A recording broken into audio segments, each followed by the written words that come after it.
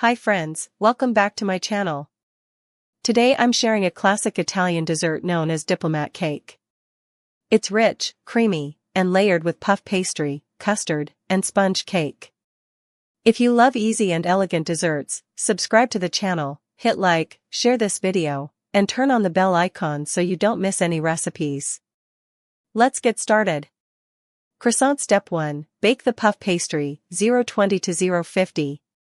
First, take your puff pastry sheets and brush the top lightly with egg yolk.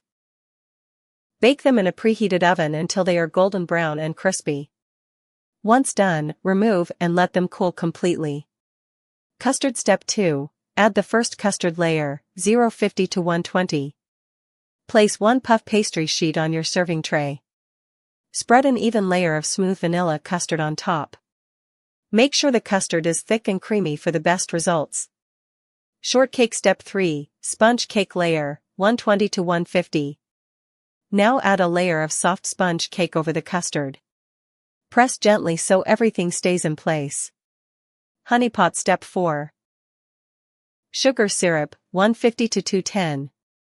Prepare a simple sugar syrup using sugar and water. Lightly brush the syrup over the sponge cake to keep it moist and flavorful. Custard Step 5, second custard layer, 210 to 230. Spread another layer of custard evenly on top of the sponge cake.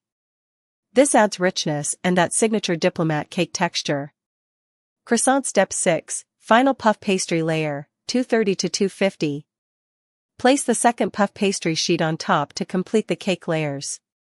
Snowflake final touch, 250 to 320. Dust the top with powdered sugar.